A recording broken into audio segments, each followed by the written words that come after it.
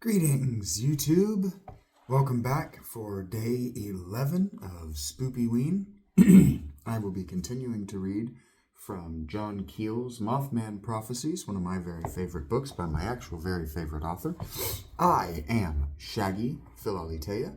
Philaletheia is a Greek word and a religious designation. It means lover of truth, in much the same way that philosophia or philosophy means lover of wisdom. Truth is a higher abstraction. It's a higher order abstraction toward God than wisdom. I have very little to say for this introduction. It's been a good day for me. I'm feeling good. I have other things that I'll say later. I have a limited amount of time left in the library, so I will be able to read tomorrow. I will not be able to read in the library on Sunday because I do not have the necessary, the library is closed. What I meant to say is I won't be able to read in the library, and I may not be able to read at all because I only have 27 cents, 13 cents, something like that, 23 cents. I don't have enough money to sit someplace in public and charge my phone, and I am homeless. And my battery bank was stolen. So I will be SOL as far as you are concerned. Maybe you will be SOL tomorrow.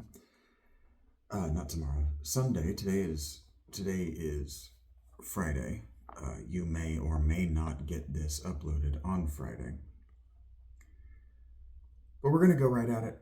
I'm just going to go right at it. If you don't know, I'm homeless. I am working for donations. So any follows, any subs, likes, comments, all of that stuff goes toward helping me get warm and stay warm through the Ohio winter. Chapter 11. If this is a Wednesday, it must be a Phoenician. 1. James Lilly stood on his lawn, surrounded by reporters from Charleston and Huntington newspapers, Sheriff George Johnson and his wife, and a host of others. Hundreds of automobiles lined the Camp Conley Road, dark and silent except for the glow of cigarettes. Other cars cruised in slow streams along the rutted roads of the TNT area to the north. It's just about that time, Jim Lilly announced, glancing at his watch. It was exactly 8:30 p.m. They come over every night right about now. Horns suddenly began to bleat, and excited shouts echoed through the trees. Right on time, Lilly chuckled. You can set your watch by him. My God, what is it? A reporter, a novice UFO watcher, cried out as a brilliant white light slowly glided into view. It arched gracefully overhead, about 100 feet above the trees.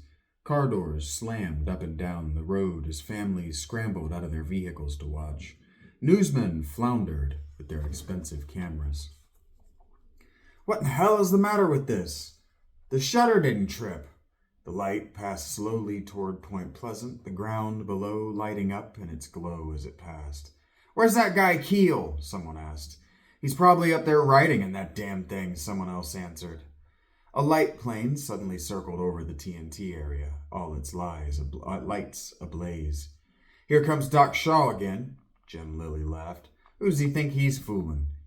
The voices were crying out in the dark. There goes another one! The plane cut its engine for a moment and glided. George Johnson turned to his wife. Well, you wanted to see a UFO. It was like seeing a ghost. She shuddered. The air was filled with the sounds of auto engines grinding away impotently, and drivers snarling and cursing because their cars wouldn't start. The light traveled on to the ravine that passed behind North Park Road. Then it dipped down and moved low along the bottom of the ravine. Betty Kelly, 13, looked out the kitchen window of the Kelly house and screamed, Maud's back! The glowing thing was appearing nightly behind the Kelly home. It seemed to settle in their backyard at times, and the glow faded slightly so they could see a definite object. They even thought they saw a triangular doorway in it and what appeared to be frosted glass windows. Their neighbors had all been watching too, but had wisely avoided publicity.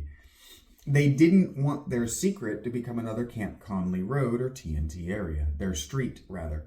When Betty cried out, Bill Kelly, her father, grumbled in the living room. He was an electronics engineer, and he had just taken the back off the family's brand new color TV set. The set had blown out the night before when the object had paid a visit. "Somebody should do something about these things," he complained. The object began to glow more intensely, and then it vanished. "Where'd it go?" Mrs. Kelly asked her daughter. "I don't know. It just went." She started to cry. She would be so nervous and upset that she wouldn't go to school the next day. The phone rang.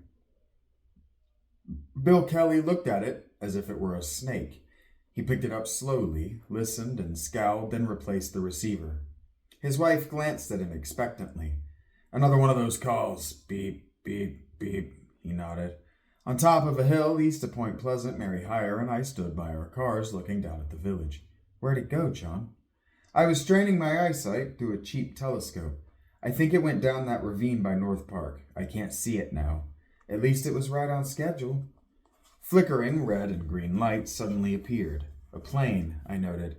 "Probably Dr. Shaw. He told me he'd be spooking the people at the TNT area. He told me he's been spooking the people at the TNT area. It's hard to mistake an airplane for one of those UFO lights." "Look," she called out sharply. "Something's following that plane." A few 100 feet behind the plane, I could see a large black object almost as big as the plane itself, but completely without lights. "Mothman! It's Mothman!" "Mothman! Is it Mothman?"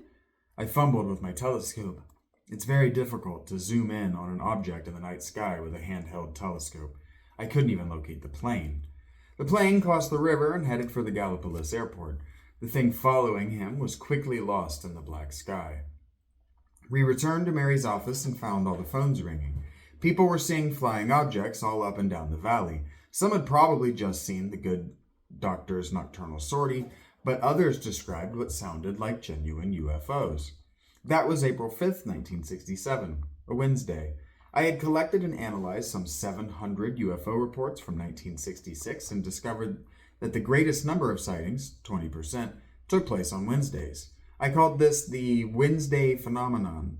The events of 1967 conformed to this curious pattern, as have the sightings of later flaps. The major events of October 1973 were concentrated around Wednesdays, particularly Wednesday, October 17th. So here was another curious contradiction. The entities professed to be ignorant of our time frame, yet the objects managed to fly to a rigid schedule that could be measured by our clocks and calendars. When I interviewed attorney Robert Wright in Sistersville, West Virginia, he told me the things have turned up every Wednesday throughout the summer of 1966, like clockwork. No one except the U.S. Air Force had attempted even a superficial statistics analysis of UFO sightings before, so my findings were greeted with howls of derision by the scientists who posed as experts on the phenomenon. Then Dr. Saunders of Colorado University fed several thousand sightings into a computer and found the Wednesday phenomenon remained stable. That day produced the largest number of sightings, well beyond the laws of chance and averages. In March 1967, Ralph Jarrett talked me into violating my low-profile policy, and I appeared with him on the Jackie Oberlinger show on WCHS-TV in Charleston. In the course of our discussion, I mentioned the best time to see a UFO was 10 p.m. on a Wednesday. Mrs. Oberlinger, a vivacious blonde lady and very much a local celebrity, took me at my word. On Wednesday, March 29th, she and a group of her friends gathered in her backyard in Charleston, and, sure enough, at exactly 10 p.m., 3 globes of brilliant white light passed directly overhead in a V formation. And here's the thing. I don't want to test this, and I'm not going to test this, because I'll see something. I am certain that the thing that turned into a white Cessna over me in that parking lot in front of that mall did it again the other night while I was sitting there. And what I'm not going to do, first of all, it's too cold. But second of all, what I'm not doing is poking my head out of that tent when the strip mall's lights cut out at 10 o'clock to see if I see some spooky shit in the woods. Because where am I going to go? What am I going to do? Oh, yeah, I'm going to tell you guys. Great. Yeah, okay. And so what happens if on Monday I don't post anything? And what happens if on Tuesday I don't post anything? And then on Wednesday I come back telling you that I was abducted for aliens for a weekend, 4 days or whatever. You're not going to believe me. You're going to think it's some insane publicity stunt to get views and the extra 15 subscribers that I need in order to live stream. You know, the 465 subscribers, 466 subscribers I need in order to monetize. You think I'm just trying to make money. That's all you'll think. You'll go, horse shit. He's just trying to make money. Do you know how I know this? Because that's what happens to all of these people. All of these people need the money. They all need the money. Who doesn't need the money? And that's the thing. What, Jeff Bezos sees a UFO and suddenly you believe because he doesn't need the money? Everything that guy does is to get money. So your metrics, over and over and over, when I try to engage in your metrics for understanding or making logic out of reality, they just can't, they can't work. They're not consistent. They're inconsistent. They're internally inconsistent is what they are. And that's the worst thing for your logic to be, for your words to be. So as an example of internal inconsistency, because I have this song in my head and I'm going to have lost where I was on the page, so you're just going to have to cope with that in a few seconds. Minutes, probably. I have that fucking song, The Joker, stuck in my head. You know, I'm a joker, I'm a midnight toker, taking my music in the sun. I'm a doodle, I'm a wooba, I'm a heebie-dabba-dooba. Well, if you listen to the words of that song, what he's saying is internally inconsistent. He has just outed himself as a cheater by the second verse, not even by the end of the second verse. If you just listen to that song, the song is about a guy telling his girlfriend, I'm not running around on you. I'm just a weird hippie who likes to play music outside in the sun during the day, and I'm not running around on you. But then in the second refrain of the chorus, because the chorus goes twice, right? I play my music in the sun, and then he says, I take my lovin' on the run. That means he's definitely running around on her. He's definitely, and he says, I never meant to hurt anyone.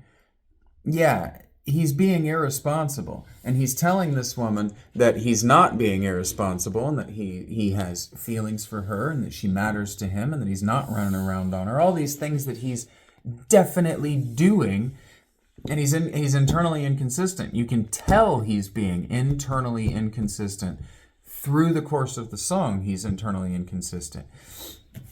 What you don't want your logic to be is internally inconsistent. Because if you're internally inconsistent in your logic, in your reasoning, in your behavior, and what you say, if the context of what you're saying, like not the context, but the specifics of what you're saying are inconsistent, that means you're lying.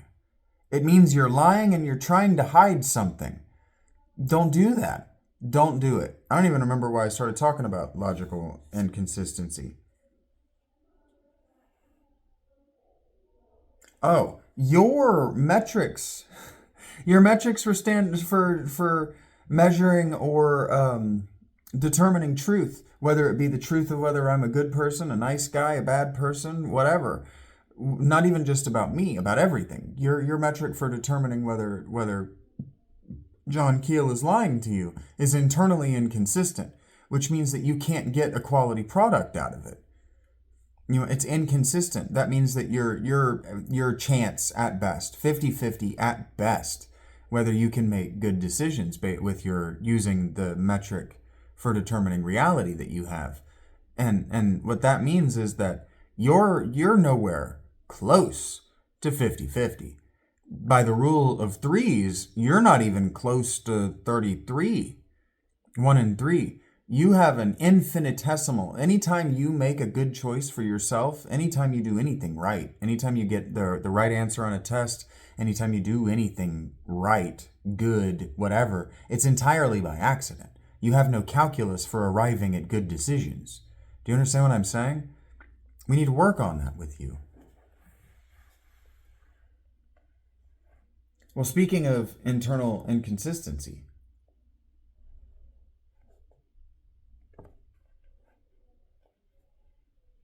sorry, I read the sentence, so here was another curious contradiction. but they don't matter. That sentence, we've already read it, and we don't need to revisit it.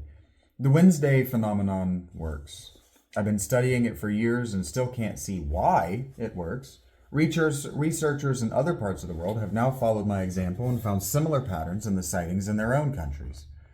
The table below is a breakdown of sightings recorded in 1950 as analyzed by Saunders, United States, Balchester, Orlando, Spain, and Bonnebat, Belgium. If you care, there you go. I've got it as close to the camera as I can get it. That's legible at a distance for me. Can you read that? Because I'm not going to. You can pause and take a look at it for yourself if I didn't give you long enough to read it. That was originally published in the Bulletin du Gesaug, Belgium, June 1972. So you can look for it for yourself if you want to make an effort to debunk or to see if any of the data that's been withheld from you on other podcasts, other things like what I'm doing, stacks up. 2.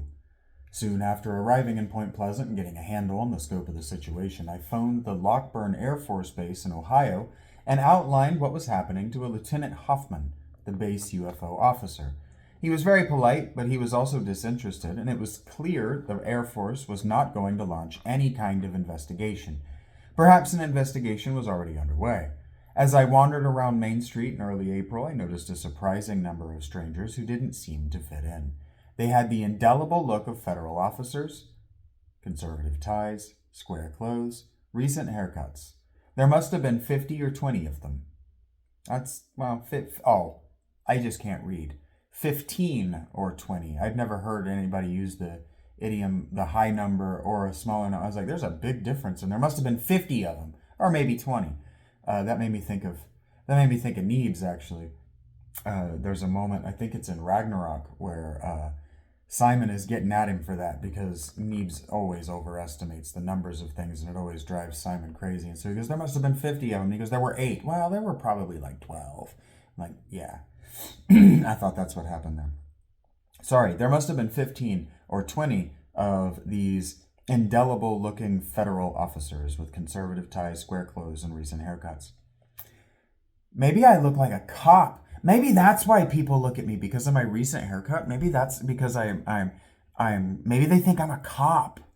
Maybe that's what it is. The cops don't think I'm a cop. I can tell the cops don't think I'm a cop. But maybe the locals around here think I'm I told you when I was reading this yesterday that everybody treats me like I'm an alien and like I'm an ET alien, like I'm an extraterrestrial, I'm a fairy, I'm some kind of non-human entity because I don't know things like the date, the time, where anything is. I ask people questions very similar to the questions that maybe these people think I'm Men in Black. That'd be interesting. There's a book. Look, there's a book in all this stuff that's happening to me. It's called The Memoirs of the Fulcrum of Fate. I am living out the cycles of his life because I couldn't believe him when he just told me how things are. And so there's a certain amount of the Men in Black brought him into my life in the first place. My own fear and interest in time travel brought this time-traveling ghost into my life. And so I'm thinking about other things.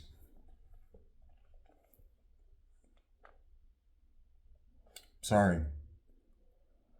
I saw them in the local restaurants and drugstores, everywhere. Is there a convention in town? Is there a convention in town? I asked Mary Hire. So you noticed them too? She smiled. Everybody's been asking me about them, but so far I haven't found out a thing.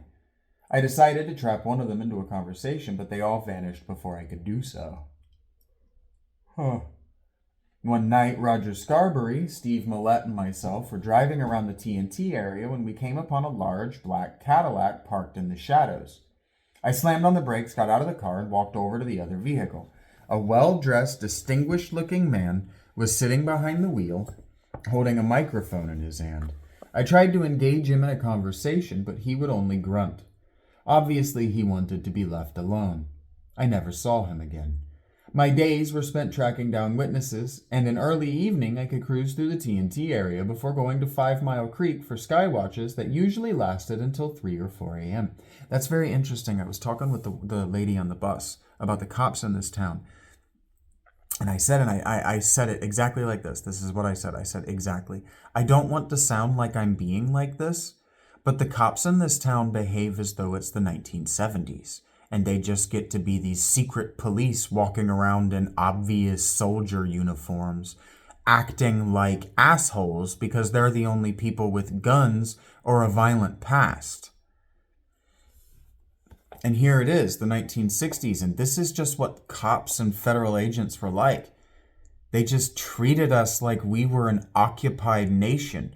Because, get this, since the conclusion of the Civil War, the United States has been an occupied nation. All 50 states are occupied by the military force of the federal government. And it has to be that way.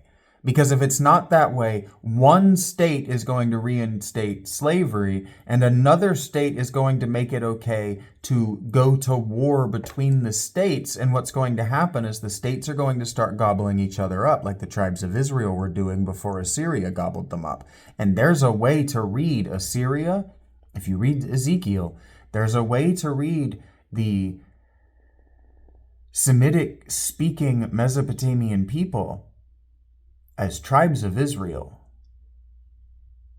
There's a way to read it that way.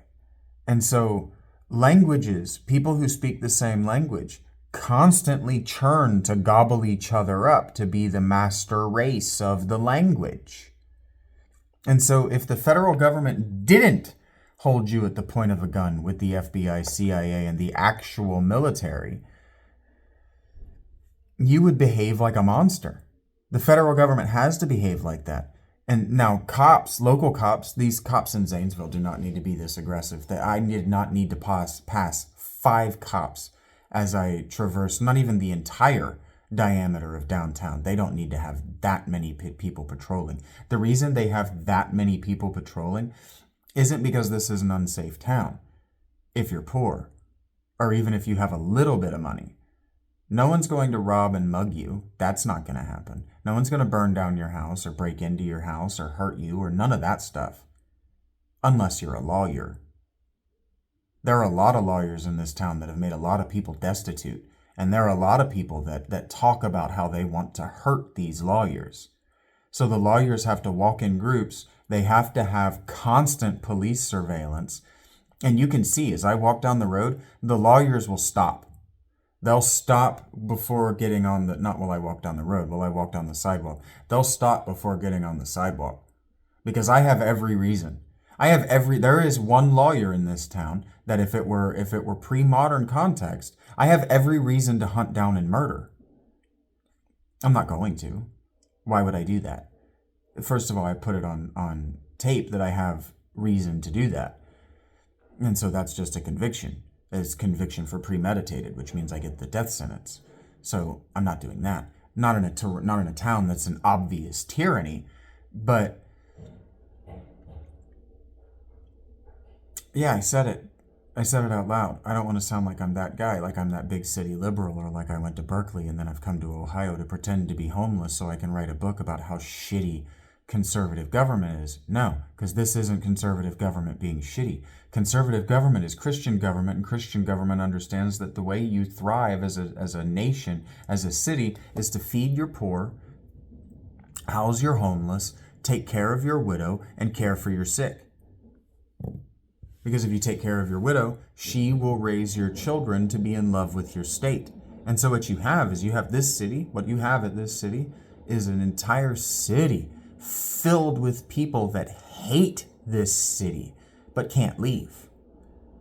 And so you have to have 3 different branches of cops, a sheriff, the city, and then a county probably, patrol this city the way they do. Because if you didn't, it would riot. This city would rebel, and there would be nothing they could do about it. Because the people that would rebel have higher caliber guns than the cops do. That's why all of these cops walk around in full body armor from head to toe. I'm not in danger. If you're below $350,000 a year in income in Zanesville, you aren't in danger. But if you're above that, you are in budding and increasing, rapidly increasing. When Kamala wins, this town's going to burn down. You don't understand. The United States is going to riot if Kamala wins. I said win. I don't think she has a chance of a snowball in hell. But if she wins, the United States will burn itself down before it gives in to tyranny. Watch. These small towns are going to burn down when the Democrats turn off the food. Just watch.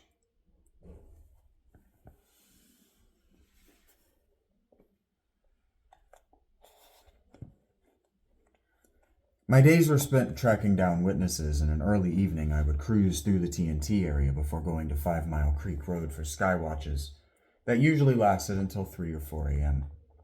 Then I would drive back to Point Pleasant, cross the rickety old Silver Bridge into Ohio, and grab a few hours' sleep at the Blue Fountain. 3 or 4 miles south, try that again. I eat a lot of cream, and I am lactose intolerant, so I'm sorry if the hiccups and the gas and I also have a lot of social anxiety, so my body just reacts this way to my doing this at all. I'm sorry if you don't like it. I have no control. 3 or 4 miles south of my secret hilltop, there was a heavily forested ridge. The object with the reddish window, which Mary and I had seen on our first night, seemed to have come from there. Each night at exactly 10 p.m., a bright red glow would appear on that ridge, as if someone had just turned on a powerful light. Thinking there might be a house there, or a road, and we were watching auto taillights, I returned in daylight, but found it would have been a very long hike to reach it. No buildings were visible there. I drove through the roads in the Chief Cornstalk hunting grounds, hoping to find a road up that particular ridge, but apparently it was inaccessible. On Thursday, April 6, Mrs. Heyer accompanied me to 5 Mile Creek Road, and we watched as the light came on, right on schedule.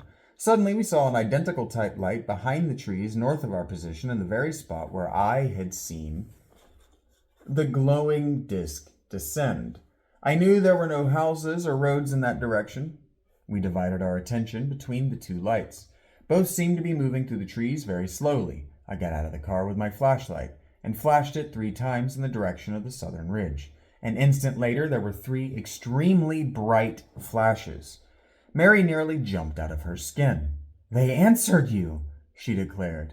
The red light rose upward until it was 100 feet or so above the trees. Then it went out, as if someone had turned off a switch. The light in the north dipped down behind the trees and disappeared. Affidavit. To whom it may concern. I, Mrs. Mary Heyer of 2196 Street, Point Pleasant, West Virginia, a reporter for the Athens, Ohio Messenger, hereby swear that I was present at the following event and personally witnessed it as described. On the evening of April 6, 1967, I accompanied Mr. John A. Keel of New York City to an isolated hilltop on 5 Mile Creek Road south of Gallipolis Ferry, West Virginia.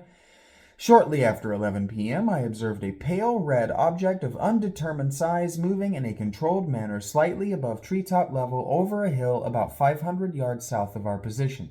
There are no houses or roads on that hill. The object appeared to move cautiously and slowly through the sky to the far end of the sloping field, the light flickering on and off in a regular pattern. As the object drew closer, Mr. Keel got out of the car and flashed a powerful flashlight directly at it 3 times. The object immediately returned the signal by flashing a brilliant white light 3 times. Then it rose upwards, and the pale red light went completely out. And then you can see here on the top of this next page where he has her signed affidavit. This day personally appeared before me in my office, a country and state, Mary Heyer, known to me personally, and acknowledged the above statement to be true and that she personally signed her signature in my presence. Given under my hand this 21st day of June, 1967. My commission expires June 12, 1977. Howard Schultz, Notary Public. Mrs. Mabel McDaniel and 2 other women went to the hill with me the following night. About 10:15, the usual reddish glow appeared on the southern hill. Then a second one popped up a short distance from the first. I flashed my light at them, but nothing happened. So I climbed a fence and walked. I didn't realize I was still doing Mary. I'm sorry about that. Then a second one popped up a short distance from the first. I flashed my light at them, but nothing happened. So I climbed a fence and walked into a field to try to get a closer look. The two objects slowly came together. As I crossed the field, I suddenly noticed something new. A pale bluish ball of light hovering high in the trees of an orchard behind the nearby farmhouse. The light moved about from tree to tree as though it were following my movements. I flashed my light at it, and it flared with dazzling brilliance, dimmed, and vanished. Simultaneously, the lights on the southern ridge grew brighter for a moment and then also went out. I slowly made my way back across the field in the dark, climbed the fence, and returned to Mrs. McDaniel's car. I was surprised to find all three women in a very frightened state. "I think we'd better leave," Mrs. McDaniel said nervously. They drove off quickly. 5 minutes later, as I sat alone in my car, the reddish glow flared up again on the ridge. For the first time, it changed color from red to a glaring white and rose slowly upward, bobbing like a yo-yo toward the river in the west. That red to white is exactly what Ezekiel describes. Apparently, some boatmen on the river saw the object also, for a bright searchlight suddenly shot up behind the hills, aimed directly at the luminous thing. When the searchlight appeared, the object halted in mid-flight, dropped downward, and went out. The searchlight continued to scan the sky. The next day, I talked with Mrs. McDaniel and told her what I had seen. "Too bad you didn't stick around," I remarked. "We were pretty scared," she began. You'll probably think we were being silly." "Did that blue light frighten you?" "It wasn't the light," she said hesitantly. "We saw that, and then we saw a tall man in the field. We all saw him climb over the fence and cross behind our car. We thought it was you coming back. Then your flashlight went on way out in the field, and we knew it wasn't you. We ran the windows up and locked the doors and waited for you to come back." I had certainly not seen anyone else in that field. Had their eyes been playing tricks? Or were there phantoms in that hilltop? That weekend, I drove into Ohio to check out some of the many weird events happening there. One of my all-time favorites happened in the little village of Duncan Falls. Here is the verbatim entry from my journal. Sometime in late October 1966, witness does not remember exact date, Mr. Leonard Shy Elmore, 72, of Duncan Falls, Ohio, was taking a stroll around 4 a.m. when he encountered a strange building, which frightened him badly. Like many elderly people, Mr. Elmore does not sleep well and often takes long walks late at night. On this particular morning, he was walking along a road 2 blocks from his home when he saw a strange L-shaped building that looked like a galvanized iron shed, sitting in the middle of a large field. Since he had never noticed this shed before, he walked closer to take a better look. Something about it frightened him. Later, he could not explain why it had frightened him, and he turned and started to hurry away. Although it was dark and he could see no windows or doors in the shed, he claims that he distinctly heard a normal male voice come from it. "Don't run. Don't run," the voice called. I didn't exactly run," Mr. Elmore told me, "but I walked pretty fast." I could do my old man voice. "I didn't exactly run," Mr. Elmore told me, "but I walked pretty fast." He hurried home and got his rifle and returned to the site. To his astonishment, the shed was gone. This incident upset him very much, and according to his wife, he was a nervous wreck for several days afterward. He decided to call the sheriff and report what he'd seen. The sheriff promised to come out and take a look, but never did. Mr. Elmore told me his story in a direct manner without embellishments or wandering speculations. No men in black came around to bother Mr. Elmore. I was the first reporter to talk to him. When he showed me the field, I was perturbed to find that it was right next to the Duncan Falls Elementary School. An unusual number of sightings and Fortean. This has a footnote, so I'll read it to you. A Fortean event is any event which does not have a rational scientific explanation. The word was coined after Charles Fort. There is even an international Fortean organization in Virginia. I'm not giving you their P.O. box. It's probably outdated. Okay, so Fortean events seem to be concentrated around schools, and the largest percentage of witnesses consist of children around the ages of 7 and 8. Remember what I told you about 9 years old? The mark off at 9. 9's a big deal. There's a reason that 9's a big deal. Yeah, 7 and 8-year-olds see shit. They see shit they're not supposed to. It's not because of the way they're developing. It's because 8 years old is intelligent enough.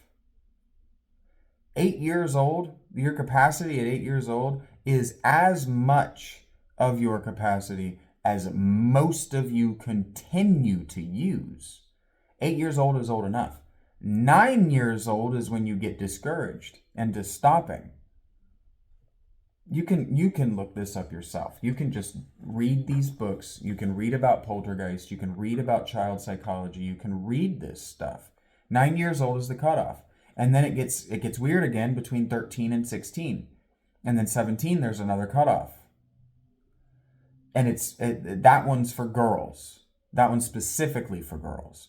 And you can just get to know some 17-year-olds. Meet some 17-year-old women, really.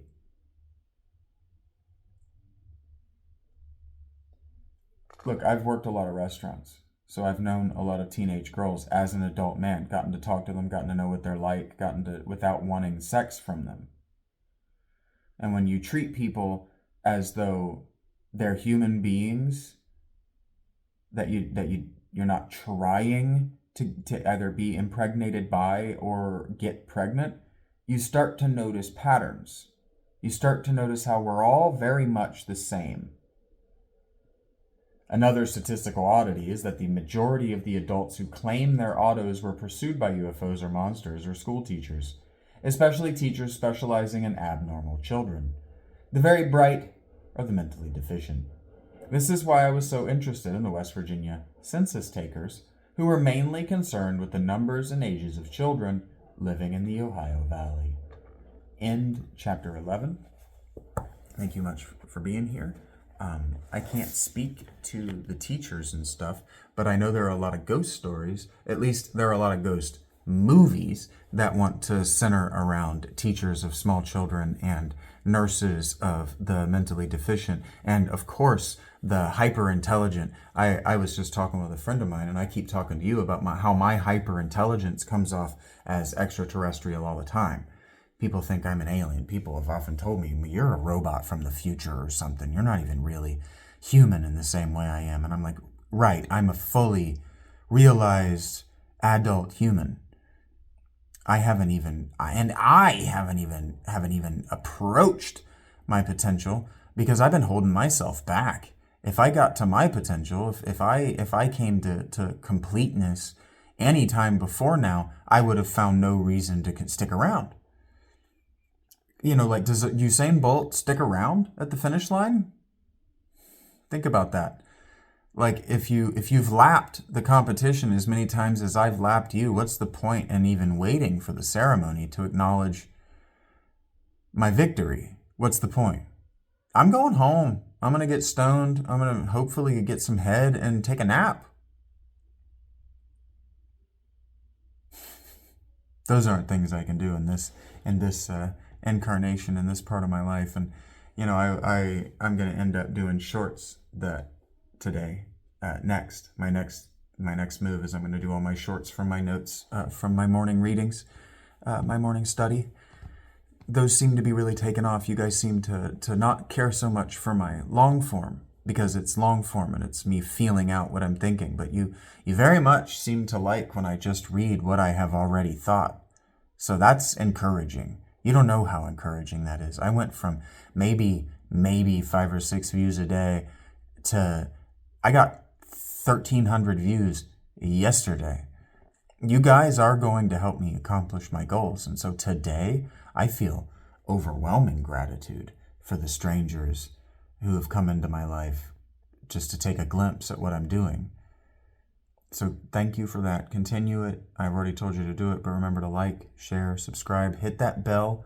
I update at very specific times in the day, and I would really like to try to give you between 6 and 8 hours of material a day.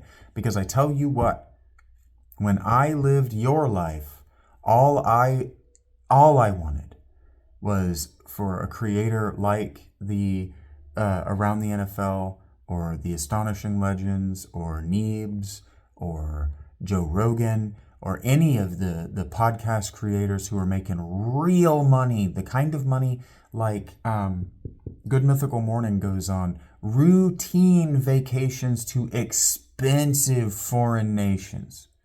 Those kinds of people, and I've complained about this in other, those are the kind of people I want working 8 hours a day. You understand? Those are the people that I want to see engaging with their fans and creating material for their fans 8 hours a day. You need to be in front of the camera with 8 hours of finished material in order to satisfy my desire. And so that's a goal for myself, is to minimum 5 days a week. I probably won't be able to do any recording on Sunday until I can afford a battery bank again, but minimum 5 days a week. I would like to hit 8 hours, but 6. 4 is manageable right now because I know I can do it, and I really only get about 4 hours a day where I'm not moving to and from someplace because of the schedule of the bus, and then the battery, and then making sure that I have enough time to relax and that I have enough time to just do personal growth things that aren't in front of a camera. And so there are 24 hours in a day. You sleep 8 of them, you eat, you work 8 of them, and then there are 8 of them for transit and leisure, and then and waste. And so you split that remainder from the transit of getting to and fro where you need to be, and you split that in half between yours and yours for growth and yours for relaxation, because you do need relaxation and rest, but you need significantly less of it than what you need is sleep. And so what you need to be able to do, what you want to be able to do, I'm telling you, this will help you. You will get better today, tomorrow, if you do this today, is spend your time that you think of as free time, your time, spend it working. Spend it pushing your brain, pushing it as hard as you can. And then when you hit 15 minutes or an hour before sleep time, stopping that and being ready for sleep. Because I'll tell you what, when my sleep time hits, I wake up 6 hours later and go, oh great, I have 2 more hours. And then that 2 hours is up, and I am up and on my feet and ready to go. And when I say up and on my feet and ready to go, I literally mean on my feet and going someplace. The only downtime I get is waiting for the sun to come out enough to dry the tall grass so that I don't come out of it soaking wet like that. That's the kind of downtime that I've got and that I give for myself. And then Sunday I'm going to have to figure out. Sunday's going to be a nightmare day for me. At first. Sorry, I shouldn't do this. I need to know what time it is. Excellent. I have enough time to do my shorts and some dizzying array of meta text for John, the Gospel of John. And then I gotta catch a bus, and I can maybe make an ass of myself at the bus station again, playing some Final Fantasy for you. I like my life. I like what I'm doing. I like being homeless. I'm going to talk about it in a short later, but if you watch these before the shorts, you'll have heard it first, and you'll feel pretty cool about that.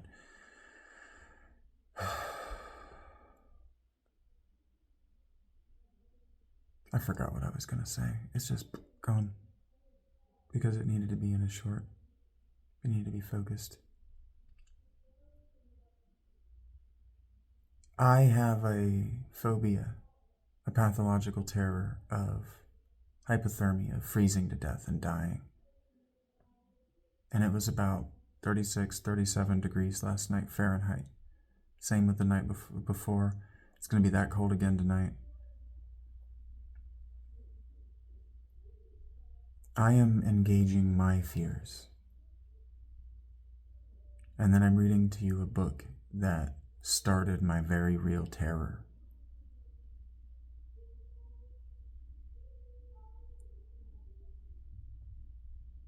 And I'm doing it to be demonstrative, to be exemplary. You can face your fears too. Look how little I actually have to be afraid of. I have to be afraid of tyrannical cops. Well, so do you. Even with a job and with a home, you have to be afraid of a cop deciding that he's going to put his hands on you in a McDonald's or in a hospital. The only way that you're not is if you have a reputation that precedes you. And the only way you're going to get a reputation that precedes you with a cop is to be a crooked government official or attorney. Somebody that a cop is afraid of because you can use your crookedness to ruin his life. Or her life, but his is. Female cops are an embarrassment to the force, honestly. I've never met a female cop that made me feel like she could serve or protect me. She could serve me sexually, but that's not how you think about human beings. To reduce them to how they can serve you. I'm serious. That's a bad thing to do.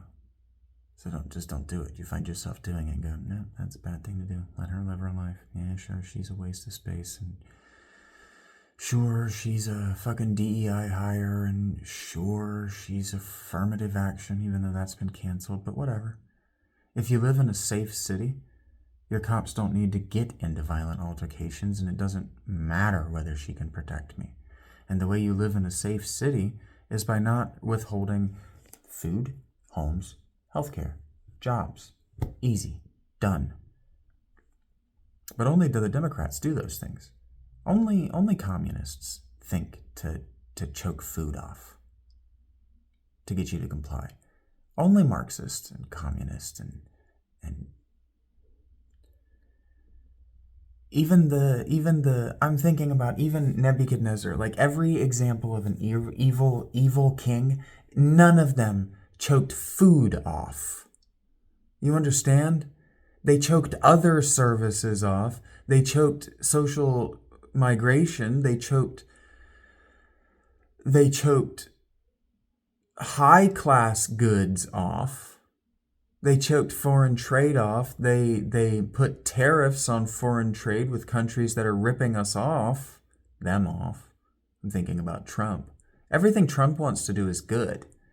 Everything the Democrats want to do has been proven historically to be what the evil tyrant, the evil Prince John does.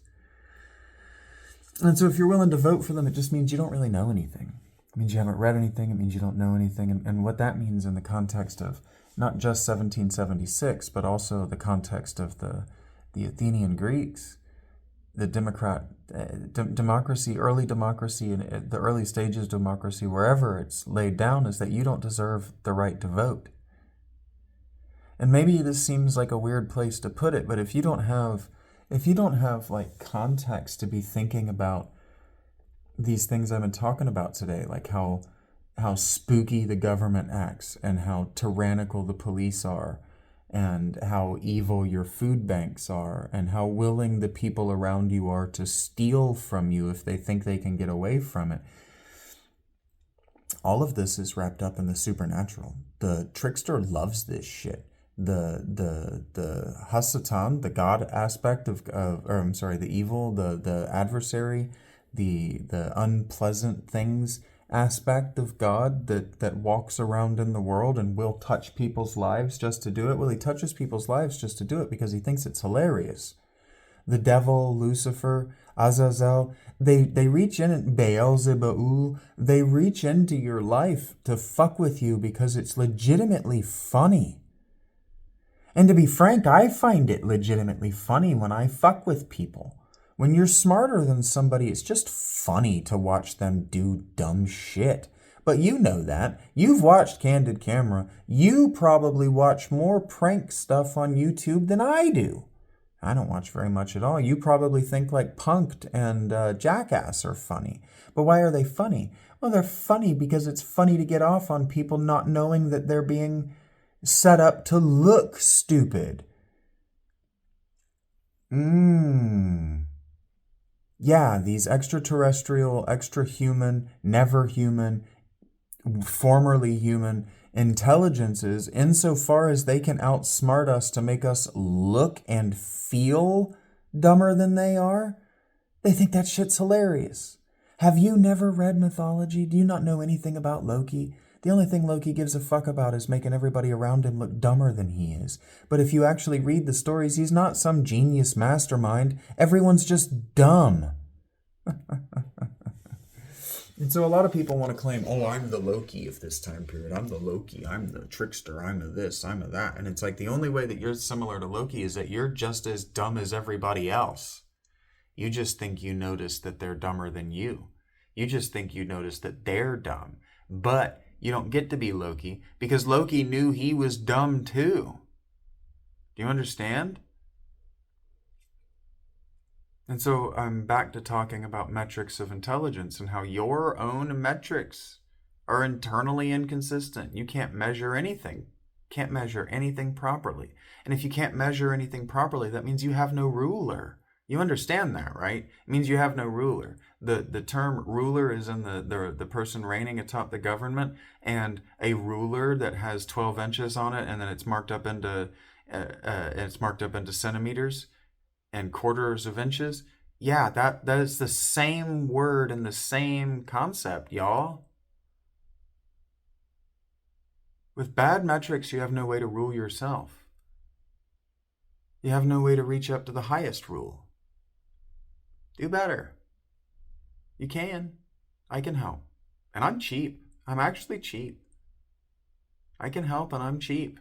So stick around, keep watching my stuff, and just remember, eyes open, hands up, head on a swivel.